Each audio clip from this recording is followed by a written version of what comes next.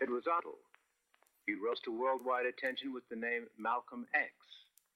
He died with the name El-Hajj Malik El-Shabazz. Personal political philosophy is black nationalism, which means that the black man should control the politics of his own community and control the politicians who are in his own community. My personal economic philosophy is also black nationalism, which means that the black man should have a hand in controlling the commanded so much attention as Malcolm X, who was one of the most electrifying speakers this country has ever produced. Some of the things he said rocked his contemporaries and his adversaries. For his own people. He developed into what he became from a turbulent childhood. Born in Omaha, Nebraska, raised in Lansing, Michigan, the son of a Baptist preacher who followed Marcus Garvey and was brutally murdered in Malcolm's youth. Malcolm's school ambitions were crushed by a white teacher who told him to be realistic about being a nigger and forget about being a lawyer and learn to do something with his hands instead. And so he floundered. He went to Roxbury, Massachusetts to live with his sister Ella. He flirted with crime. He got a job on the railroad, washing dishes, loading supplies, and selling sandwiches. Working on Pullman trains enabled him to travel to the big cities, Washington, Baltimore, Philadelphia, and New York. He became intoxicated with life in those big cities. Between rail trips, he bought himself zoot suits with the reed pleat and the stuffed cuff. He conked his hair. He settled in Harlem finally and began associating with a very fast crowd in that town. He started smoking reefers, selling drugs, selling women. He started using cocaine and he developed a habit. He drifted lower and lower and he was finally arrested on a robbery rap. In January of 1946, at 21 years of age, he was sentenced to 8 to 10 years in prison. Big Red, as he was known, started his life in the Charlestown State Prison. It was the same year that Jackie Robinson was becoming the first black man to play Major League Baseball, an event that Malcolm and his fellow inmates celebrated behind bars.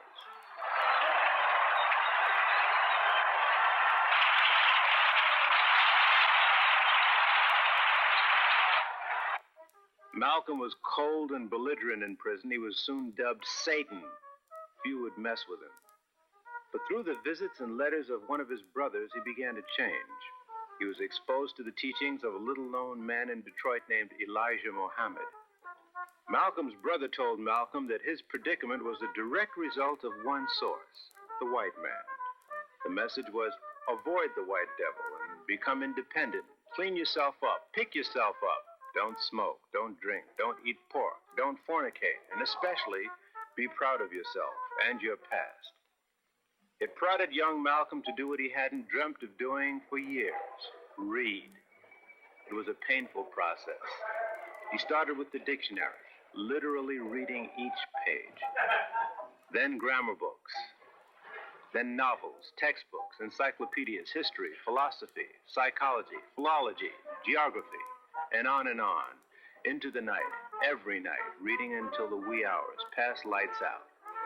Reading in poor light damaged his eyes to the point that he had to wear glasses for the rest of his life. But he learned, and he grew.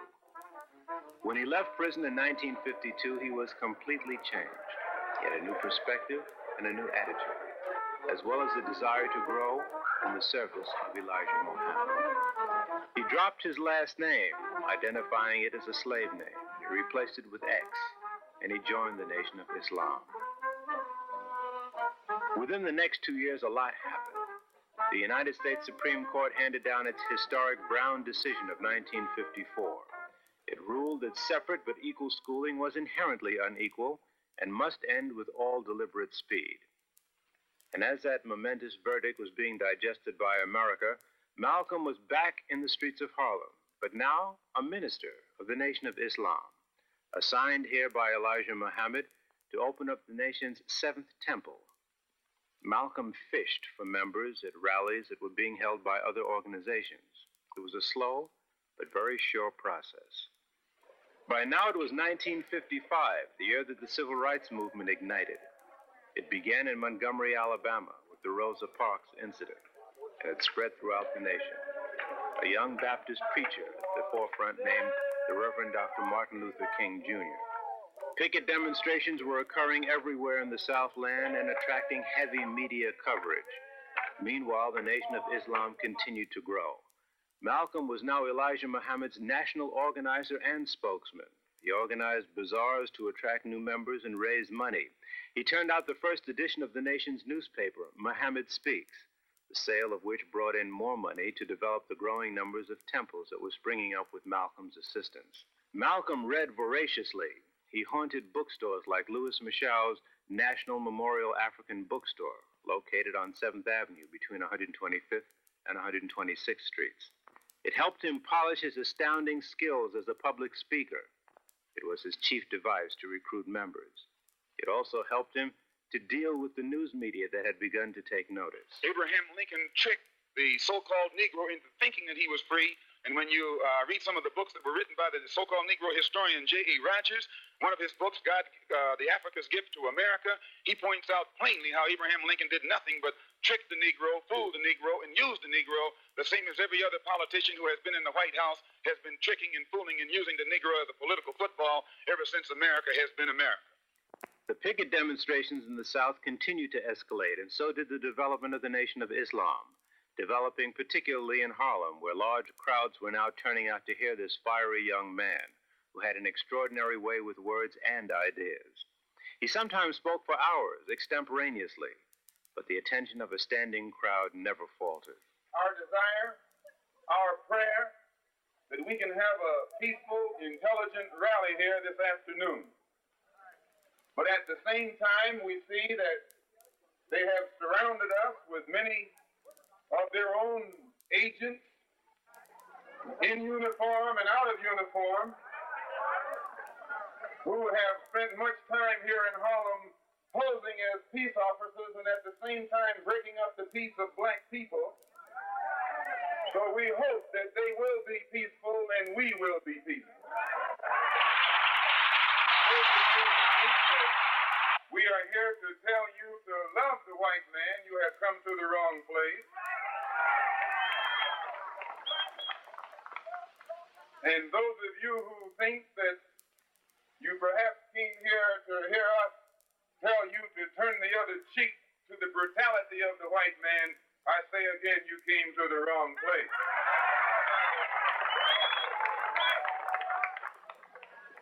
But no matter what happens, we don't teach you to turn the other cheek. We don't teach you to turn the other cheek in the South, and we don't teach you to turn the other cheek in the North. We teach you to obey the law. We teach you to carry yourselves in a respectable way. But at the same time, we teach you that anyone who puts his hand on you, do your best to see that he doesn't put it on anybody else. You don't have any boats or airplanes bringing drugs into this country. The white man brings it in. The white man brings it to Harlem. The white man makes you a drug addict. The white man then puts you in jail when he catches you using drugs. Who is it that controls the prostitution in Harlem? It's the white man. Who controls the large sale of whiskey and wine? It's the white man. You don't have any distillery. You don't own Shenley's. You don't own Old Overholt or Seagram. You don't put the seal on that bottle of whiskey. It's the white man. Who gives you the deck of cards and the dice that you use to gamble with? It's the white man. And after he sell them to you, he catch you with them and put you in jail for using them. We're trapped in a vicious cycle of poverty, of ignorance, of apathy, of disease, and of death. And they have these old Uncle Tom Negro leaders coming to Harlem telling you and me that times are getting better. Your times will never get better until you make them better.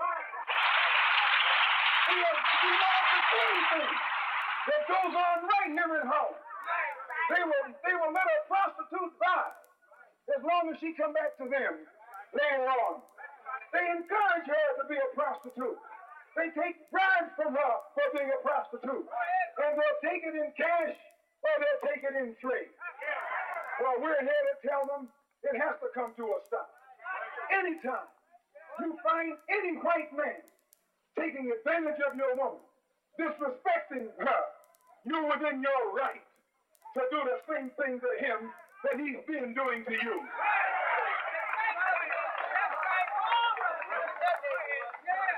You can't take a white woman in a white neighborhood.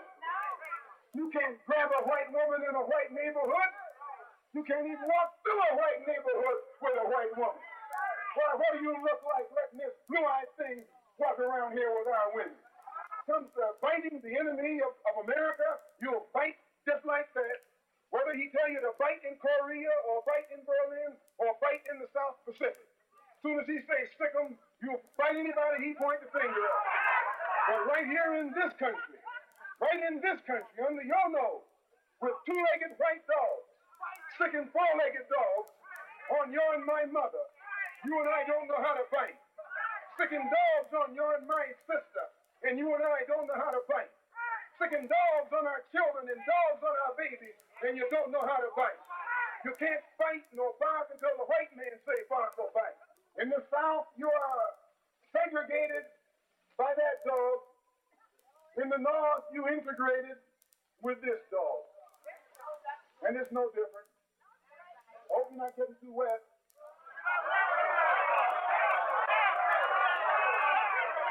The dog is their best friend. The dog is their closest relative. They got the same kind of hair, the same kind of skin, and the same kind of smell. Oh, yeah.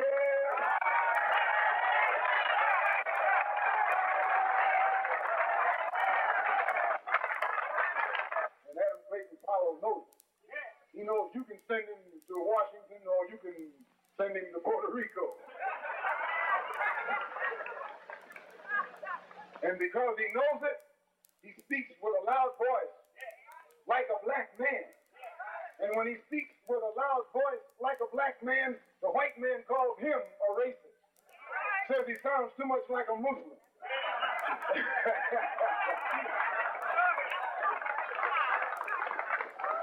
Simply because he's trying to tell the white man where it's at. When the Honorable Elijah Muhammad finishes opening your and my eyes and making it possible for us to see this white man like he really is, he don't have to worry about us integrating with him. We don't want to be around that old pale thing.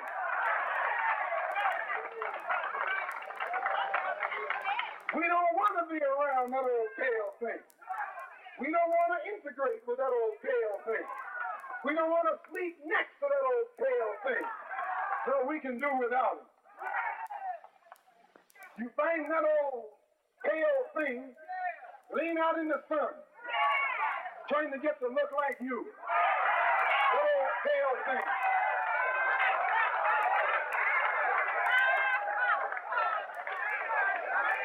You find him using Mntex, trying to look like you. That old pale thing. That old sickly looking thing. And today we see him like he is. There was a time when we used to drool in the mouth over white people. We thought they were pretty because we were blind. We were dumb. We couldn't see them as they are.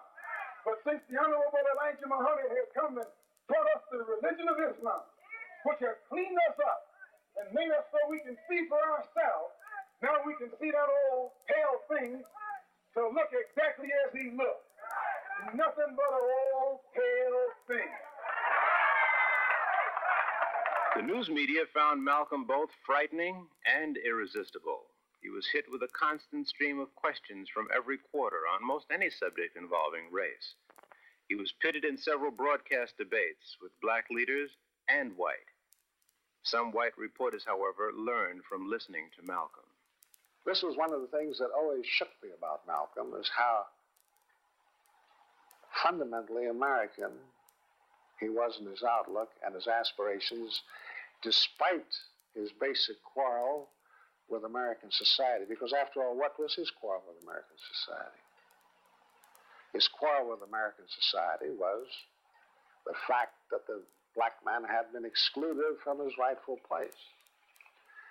And, you know, there were a lot of small things about Malcolm that were so American. And this is something that the white man didn't understand. And after all he was asking for was a piece of action for the black man. and the black man to be treated as a human being, and not as a cipher. And this, of course, is what this country is supposed to be all about.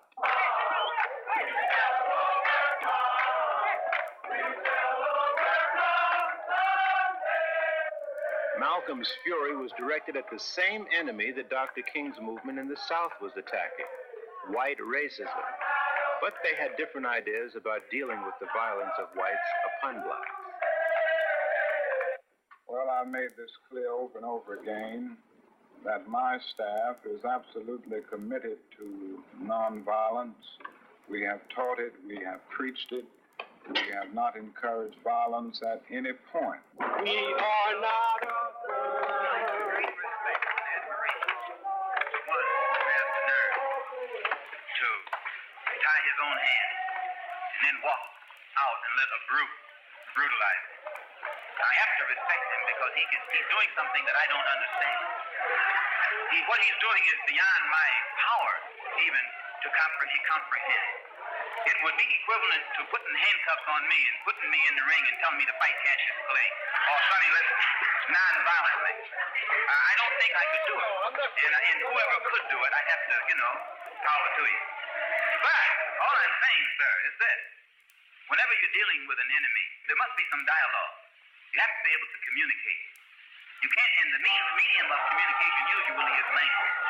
You must speak the language that the other person understands. If you're speaking to someone who can speak only French, you can't speak German to him, or Italian, or Swahili. You have to speak to him in the language he understands. When you're in Mississippi, speaking the language of morality, or the language of nonviolence, you're not communicating. You're talking a language that they don't understand. The two men stated widely different goals. Dr. King stated the determination to overcome racism and become integrated with white America. Malcolm said the Nation of Islam had opposite desires. We have no desire to integrate with a race of people who are cruel enough to stick dogs on women, children, and babies. Please.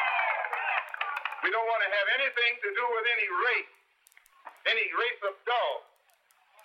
Two-legged dogs that will stick four-legged dogs on innocent, harmless women, children, and babies.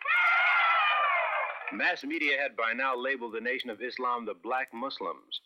When John F. Kennedy became president in 1960, Malcolm had attained national stature. Everywhere the Muslims went, the police were sure to go, with reporters not far behind. They called whites devils. They said they wanted to separate from them and be independent. The Muslims openly admitted that many of their number were rehabilitated criminals and drug addicts. All of this made them most intimidating. And yet they were peaceful and law-abiding, taking special pains to be courteous to police. But several police agencies were watching the Muslims closely. The U.S. Justice Department also had them under surveillance. Attorney General Robert F. Kennedy admitted it. Well, I would say generally throughout the country, because of the pronouncements of some of their leaders, it's a matter that we are watching for any violation of the law, of the federal law. It's a matter that is being watched at the present time in the Department of Justice. In January of 1963, a few Muslims were arrested while selling newspapers and charged with brutality against police. Malcolm led a quiet vigil outside the Manhattan Criminal Court building at 110 Center Street, and he reiterated his position to the press on their right to self-defense, especially in these violent times. It's not a case of taking militant action against the police department. As I said earlier, we obey the law. We respect the law more than many of the police officers do. Mr. Muhammad has reformed more lawbreakers. He has rehabilitated more Negroes with criminal tendencies than the police department itself has.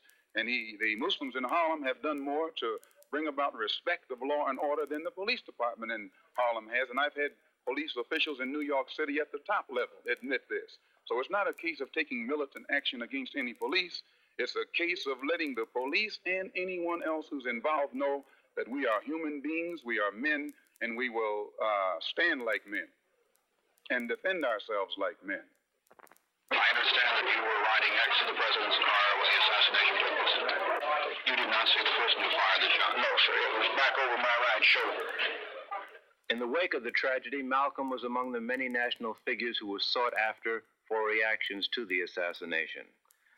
Malcolm said it was a case of the chickens coming home to roost. Many misinterpreted the remark and were outraged. On December 4, 1963, Elijah Muhammad did something that Malcolm never dreamt would happen. This statement is from Messenger Elijah Muhammad, the leader of the Muslims in America. Minister El-Shabazz, addressing a public meeting at Manhattan Center in New York City on Sunday, December the 1st, did not speak for the Muslims when he made comments on the death of the president, John F. Kennedy. He was speaking for himself and not Muslims in general. And Minister Malcolm has been suspended from public speaking for the time being. Mr. Muhammad's correct statement on hearing of the death of the president was as follows. We with the world are very shocked at the assassination of our president, and the nation still mourns the loss of our president. And he has said that it seems that every president who speaks out on behalf of the Negro has been assassinated, from Lincoln to President Kennedy. Part of Malcolm's 90-day period of silence was spent in Miami as the personal guest of Cassius Clay, as he was then known. Clay was preparing for his fight with heavyweight champion Sonny Liston. Clay would beat Liston and become world champion, and then stun the world the following day by announcing that he had become a follower of Elijah Muhammad. Soon after, the new champion came to New York and was shown around the United Nations by his friend Malcolm X. By now, the 90-day period was up. Malcolm X, may I call you that? Certainly. Malcolm X, I want to talk with you briefly about your affiliation with Cassius. How long have you known him? About 3 years. And have you been advising him as far as his religious affiliations are concerned? Well, no, I don't give advice to anyone. He's my brother and my friend. I express what I know and understand around him, but he has a mind of his own and understanding of his own. Did he feel that, he tells me that he felt that his affiliation with the Muslim religion had a great deal to do with his winning? Yes, as a follower of the Honorable Elijah Muhammad in the religion of Islam, it definitely had everything to do with his victory. It gave him the confidence that was necessary to be the winner. Malcolm X, you were involved in a controversy some months ago with your leader. Is that over? Well, I've been silent for the past 90 days because of some statements I made concerning the President of the United States, which were distorted. They were distorted? And yes. What did you say, Malcolm? Well, I said the same thing that everybody says, that his assassination was the result of the climate of hate. But only I said the chickens came home to roost, which means the same thing. Climate of hate means that this is the result of something. And when I said chickens coming home to roost, I said the same thing. But you did not say that you were glad the president was killed. No, that's what the press said. What will I look like saying that I'm glad the president was killed? Malcolm, this is your first public statement in that 90-day period, is it not? First time I opened up my mouth in 90 days. That's why I'm talking so fast and so hearty. You feel, however, that we're making progress in this country and worldwide? No. I will never say that progress is being made. If you stick a knife in my back 9 inches and pull it out 6 inches, there's no progress. You pull it all the way out, that's not progress. The progress is healing the wound that the blow made. And they haven't even begun to pull the knife out, much less try and heal the wound. They won't even admit the knife is there. Do you have any prediction you'd like to make? No. When we'll solve this? Cassius makes all the predictions. But there was no word from Chicago, Malcolm said. Everything I know, and as the days wore on, Malcolm came to a momentous decision. During the 90 days that I've been silent, I have come to the conclusion that I can best help spread the solution and the diagnosis that the Honorable Elijah Muhammad gives of the so-called Negro problem in this country by continuing to remain out of the Nation of Islam and working on my own without restriction in the way that I think I best know how. Soon after Malcolm went to Africa, he saw the validity of the teachings of the late Marcus Garvey. Marcus Garvey taught the value in relating to one's land of origin. We didn't want anybody to tell us anything about Africa, much less call us an African. And in hating Africa and hating the African, we ended up even hating ourselves without even realizing it. Because you can't hate the roots of a tree and not hate the tree. You can't hate your origin and not end up hating yourself.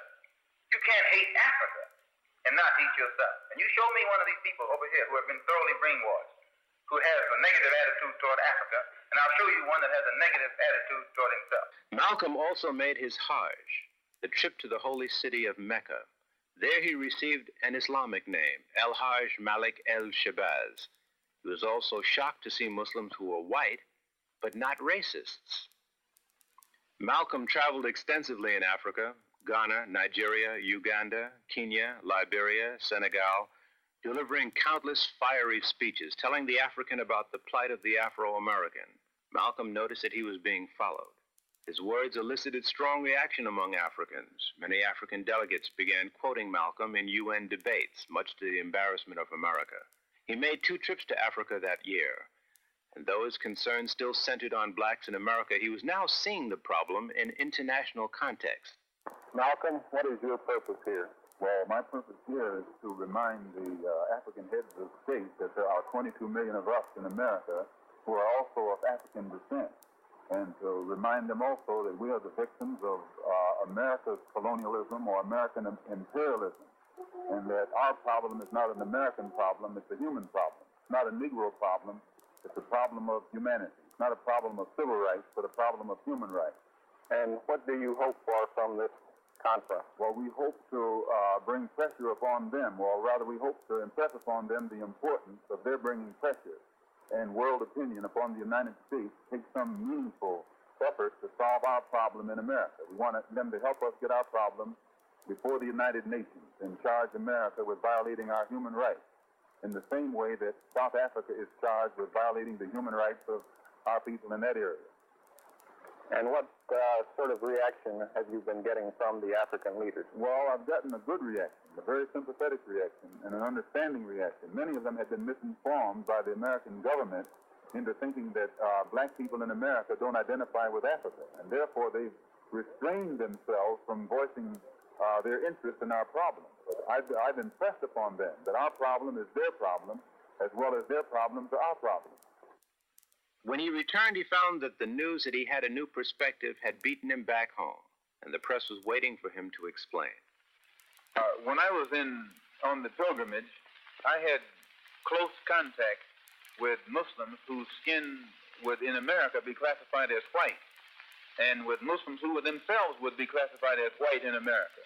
But these particular Muslims didn't call themselves white. They looked upon themselves as human beings, as part of the human family, and therefore they looked upon all other segments of the human family as part of that same family. Now, they had a different look or a different air or a different attitude than that which is reflected in the attitude of the man in America who calls himself white. So I said that if Islam had done that for them, perhaps if the white man in America would study Islam, perhaps they could do the same thing for him. But Malcolm's split with the Nation of Islam was causing more and more problems. On June 15, 1964, he went to Queen's Court to fight an attempt by the Muslims to evict him from the house he and his wife and family had lived in for several years. When he left the hearing, he was heavily guarded by his own followers and plainclothes police. Frankly, it has been a well-known fact, though only in the form of rumor, that there has been a great deal of apprehension at my being out of the black Muslim movement on the part of the black Muslims themselves. And I had stated in a newspaper article about an effort to take my life back in January, and at that time the Muslims denied it. In fact, they tried to make it appear to my brother that I was insane.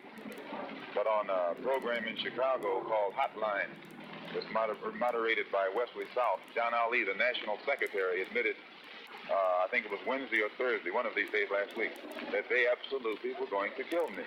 Why are they threatening your life? Well, primarily because they're afraid that I will tell the real reason that that I'm out of the black Muslim movement, which I never told. I kept to myself. But the real reason is that Elijah Muhammad, the head of the movement, is the father of 8 children by 6 different teenage girls, 6 different teenage girls who were his private personal secretary. 4 of them had 1 child apiece by him. 2 of them had 2 children, and one of those 2 is pregnant right now in Los Angeles, where they're his 3rd child.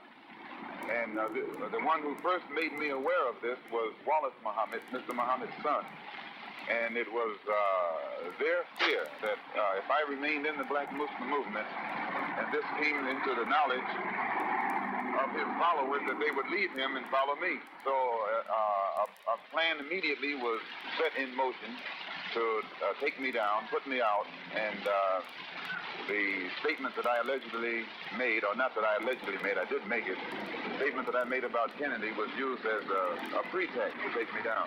But in reality, it was because I had come to New York and told Joseph, the captain in New York, and the secretary and the minister in Boston about these children that Mr. Muhammad had. And it was that right there was the real reason for my being out of the movement.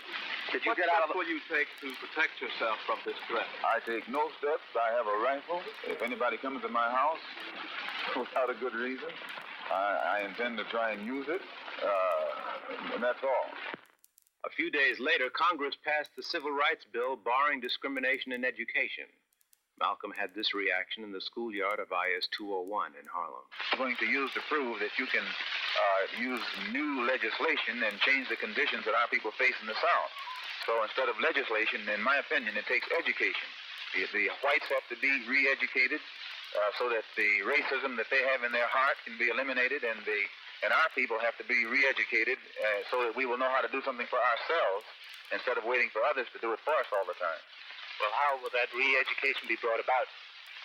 Well, just as in World War II, this country could use its news media to propagandize and make the whole American public love the Germans and the Japanese, rather love the Russians and the Chinese and hate the Germans and the Japanese. And then after the war, they changed it and made the American public love the Germans and love the Japanese, hate the Russians and hate the Chinese, which shows that they can make the American public love whom they will and hate whom they will. And that same process can be used to re-educate the American public and show white people how to love black people and show black people how to do something to stand on our own feet and solve our own problems. The black man doesn't have to be taught to love the white man. The white man has to be taught to love the black man. Or at least, do you think the Civil Rights Bill, when it's passed, is a sign of better times for Negroes in this country? No. As I said before, the legislation won't solve our problems. New York City has all of the laws. It has FEPC. And still there's job discrimination in this city. Laws doesn't solve, that type of law hasn't solved the problem. And it's the same with education. It's the same with the segregated educational system. It exists here the same as it exists in the South. Now, the law here is on the side of an integrated school system, but you still don't have an integrated school system. What do you think of Senator Goldwater's stand on the Civil Rights Bill? Well, he's probably being more honest than the other politicians are. Even though his stand is the wrong stand, and it's an unjust stand, still he's being more honest than the other white politicians are. I don't think that in his heart, Lyndon B. Johnson's stand is any different from Goldwater's stand. Lyndon B. Johnson is taking a stand that is for political expediency. And it's the same with all of the so-called liberal element. It's political expediency, politics. As the winter of 1964 began, Malcolm kept up a brutal pace, speaking at scores of colleges, traveling from state to state, and developing his two organizations at the same time. Outside Barnard College, en route to making a speech, he was asked about the Muslims. He says there are probably less than 7,000 members now in the Muslim. Well, it has fallen apart. No, thank you. It has fallen apart. And dissatisfied black Americans are now free to participate into the full swing of the struggle that's going on in this country, and I think it will be inclined to step up the tempo. Are they in your movement? Every movement. On February 4th, 1965, Malcolm came to Selma, Alabama, in the thick of Dr. King's voter registration drive. Dr. King had just received the Nobel Peace Prize in December, but he was arrested in this Marion County drive. Dr. King, the apostle of peace, would die violently in 4 years. Malcolm was invited to speak at Brown's Methodist Church in Selma by the Student Nonviolent Coordinating Committee. Mrs. Coretta King spoke and sat next to Malcolm at the dais. She said later that Malcolm told her that he wanted to work with, not against her husband. Then Malcolm addressed the audience. You have to read the history of slavery to understand this. There were two kinds of Negroes. There was that old house Negro and the field Negro. Hold the light higher. And the house Negro always looked out for his master. When the field Negroes got too much out of line, he held them back in check. He put them back on the plantation. Like people like me, talking to the slaves. They didn't kill him. They sent some old house Negro along behind him to undo what he said. Because he lived better than the field Negro. He ate better, he dressed better, and he lived in a better house. He lived right up next to his master in the attic or the basement. He ate the same food his master ate and wore his same clothes. And he could talk just like his master. Good diction. And he loved his master more than his master loved himself. That's why he didn't want his master hurt. If the master got sick, he'd say, "What's the matter, boss? We sick?" He would be sick. When the master's house caught a fire, he'd try and put the fire out. He didn't want his master's house burned. He never wanted his master's property threatened. And he was more defensive of it than the master was. That was the house Negro. But then you had some field Negroes who lived in huts, had nothing to lose. They wore the worst kind of clothes. They ate the worst food. And they caught hell. They felt the sting of the lash. They hated their master. Oh, yes, they did. If the master got sick, they prayed that the master died. If the master's house caught a fire, they prayed for a strong wind to come along. This was the difference between the two. And today you still have house Negroes and field Negroes.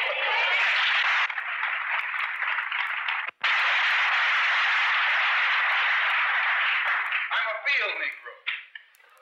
If I can't live in the house as a human being, I'm praying for a wind to come along. If the master won't treat me right and he's sick, I'll tell the doctor to go in the other direction. But if all of us are going to live as human beings, as brothers, then I'm for a society of human beings that can practice brotherhood. To investigate criminal organizations such as the Klan, then you and I are within our rights to wire Secretary General Usam of the United Nations and charge the federal government in this country behind Lyndon B. Johnson with being derelict in its duty to protect the human rights of 22 million black people in this country. And in their failure to protect our human rights, they are violating the United Nations Charter, and they are not qualified to continue to sit in that international body and talk about what human rights should be done in other countries on this earth. So before I sit down, I want to thank you for listening to me. I hope I haven't put anybody on the spot. I'm not intending to try and stir you up and make you do something that you wouldn't have done anyway.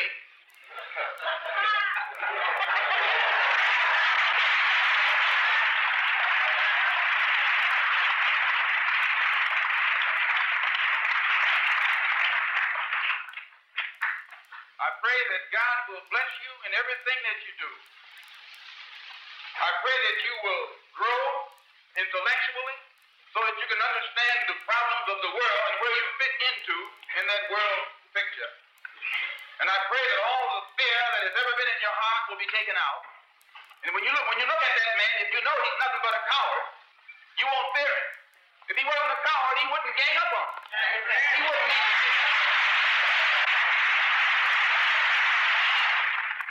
His East Elmhurst house was bombed 10 days later on February 14th. He and his family were asleep when the bomb struck at 2:15 a.m. Miraculously, they all got out of the house unharmed. No one was ever caught for the deed. Malcolm had 8 days to live. He raised his hand in a Muslim greeting, Salam Alaikum. At that point, I heard a rumbling behind me, and I'm sure everyone else did too. And I turned around in my seat to see what it was. And then I saw two guys standing up. And the next thing, my next impression, it all happened very rapidly, as you can understand, is of the gunshots. And I saw Malcolm had his hand up. He said, stay cool, stay calm, or something like that. And just then, the gunfire went off, and his hand was up. I remember this. I turned around quickly, and the next thing I saw was Malcolm falling back in a dead faint. Right after that, of course, like everybody else, chairs were being knocked over. There were screams. Everybody was in a mad confusion. I dove for the floor and scrambled behind a rampart on the side. My first impression was, of course, as a reporter, to get to a telephone and file my story. And I started crawling towards the back of the auditorium, and I incidentally saw a guy running out, evidently one of the perpetrators running out, and he was shooting like a cowboy all over the place. And of course, the shots were going off wildly. And after that, there was pandemonium in the place. Well, we have 2 suspects in custody now. Where were they arrested? Who fired the shots? I wouldn't know that at this time. Where were they arrested, sir? One of these men was arrested on the street by one of our patrolmen close by. There were no police at this meeting, were there, Inspector? There were no uniformed policemen assigned inside this ballroom. What about the skirmish that apparently took place before? What has that got to do with the apparent killing? It might have been a diversionary tactic. The next day, Betty El-Shabazz claimed her husband's body at the New York Medical Examiner's office. She was escorted by Percy Sutton, their family lawyer. What about the organization, Sister Betty? Do you feel that Malcolm had set it up well enough for it to carry on? Will they have a counselor? Who will take his place? Do you have any idea now? Well, at present, I'd rather not make any comments about the organization or Muslim Mosque Incorporated. I know it's a little personal, but you have the children to consider now. Yes. What can you see for it now? Any plans at this time? Now, may I just interrupt you to say that, yes, she has children now. She has 4. Yes. The interesting thing is that she is now in the first month of a new pregnancy as well. And I think you ought to know also that, striking back to the question of the bombing of his house, he not only was without insurance, was without any money at all. And they tried to say that he was getting money from China and places of that sort, which was ridiculous. What are your plans, then, for the future? It's rather ironic that you had planned to meet with him this coming Friday, hadn't you, Mr. Sutton? Malcolm was to make a will this Friday. Mm-hmm. Yes. Thank you very much, Mrs. El-Shabazz. Thank you. In Chicago, police kept Elijah Muhammad under heavy guard. We had not, as I said, never resorted to no such thing as violence. Way I see it, Malcolm is the victim of his own preaching. He preached violence, and so he became the victim of it. Would you say flatly that no black Muslims were involved in the shooting of Malcolm X? I wasn't there, but I don't believe that any of my followers had nothing to do with it at all. Because we don't even know this person. Who do you think might have done it then? Who would have had reason? I don't know. I have no knowledge of it. Are you in fear of your own life? No, sir. At 2 o'clock that Monday night, a fire ripped through the Harlem Mosque number 7 at 116th Street and Lenox Avenue. The mosque was under police guard, but no one was seen. No one was captured for committing the act. Well, about 2:15 a.m., a terrific muffled explosion occurred, at which time the glass was blown out onto the street, and the fire started on the 4th floor of 102 West 16th Street. The executive director of the National Association for the Advancement of Colored People, Roy Wilkins, visited the White House that following day and discussed the murder of Malcolm X with President Johnson. Did you talk to the president about the feud between the black Muslims and the black nationalists? No, we didn't discuss that, although there was a passing reference to who might have killed Malcolm X, but it was very passing and very brief. Could you give us your feeling on that feud, sir? Well, I don't know about it. All I can say is that it appears to be, from what the New York City police have uncovered thus far, it appears to be a feud within the Muslim movement. Now, it might not be, and it's too early yet for me to make a statement, since I'm not a captain of detectives or anything of that sort. Or else do you think it might be? Well, it's been suggested that there might be some international intrigue here because of Malcolm's travels to the Far East, his contacts with Nasser, his contacts in Africa. I don't know. I didn't know about Malcolm X's travels. I don't know what he said to the people. I don't know what alliances he might have had. So I don't feel competent to say that there was an international flavor to this thing. To me, it appears to be a quarrel within the Muslim group.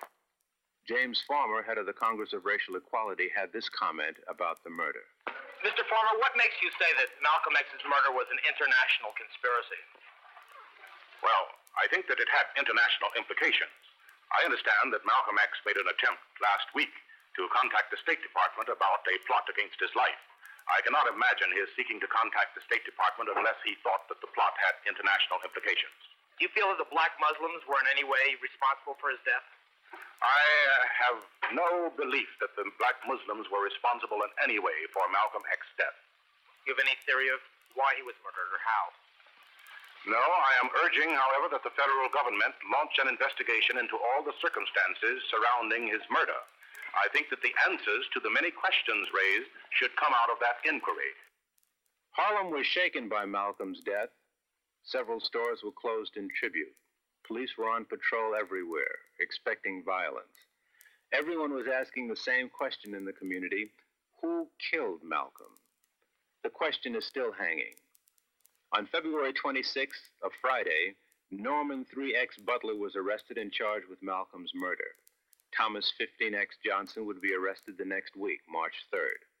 Both were connected with the black Muslims. Both were not arrested at the scene of the crime. The only man who police did arrest at the scene was in fact caught by Malcolm's followers, who grabbed Thomas Hagen, also known as Talmadge Hayer, and nearly beat him to death out in the street in front of the Audubon Ballroom. It was then that police stepped in and took Hagen into custody. All three were convicted and sentenced to life on April 15, 1966. They would be eligible for parole only after serving a minimum of 26 years, 8 months. But to this day, many ask, where were the police that day Malcolm was killed? And this reporter joins in that question. Why was he guarded so loosely when police knew full well, as everybody knew, that Malcolm's life was in great danger? Malcolm himself had repeatedly told police that his life was in jeopardy. Malcolm also had doubts toward the end that the Muslims were stalking him. In fact, this reporter has been told by at least 2 people close to Malcolm that Malcolm told them that the Central Intelligence Agency would kill him. The CIA was indeed very closely watching Malcolm. Of special concern was his effectiveness in Africa. He had submitted an 8-page memorandum to a meeting of the heads of 33 African nations calling for their support in his pending move to take America before the United Nations for violating the Afro-Americans' human rights. In view of America's heavy economic interests in Africa, there can be no doubt that such a move, successful or not, would have been most embarrassing to this country and would have certainly injured the huge investments of countless American big businesses in Africa. Malcolm's speeches in Africa had a devastating impact. Several U.S. ambassadors complained. U.S. officials tried to have him barred from speaking in Kenya and several other African nations. And what of Malcolm's talks with King Faisal, the czar of the world's oil supply? How much influence did Malcolm's words have on what is happening today? In the interest of justice and truth, the following questions must be answered. Why was Malcolm almost fatally poisoned while he was in Africa? And who did it? Why was Malcolm forbidden entry to France? And what American influence was behind that? Who bombed Malcolm's house? And why has no one been caught? Why were police so lax, almost casual, in their actions that fateful day at the Audubon Ballroom? Eyewitnesses to the murder say that there were more than 3 assailants. Why haven't they been sought or caught? And who burned the mosque? Why hasn't anyone been caught for that deed? In view of disclosures recently of criminal actions by the United States government and the police, from the office of the president on down, nationally and internationally, it is not at the least unreasonable to demand answers to these questions.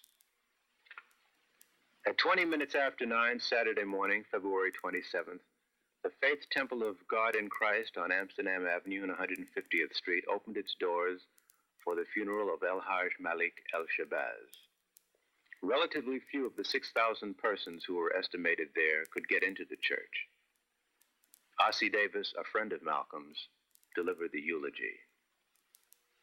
Here, at this final hour, in this quiet place, Harlem has come to bid farewell to one of its brightest hopes, extinguished now and gone from us forever.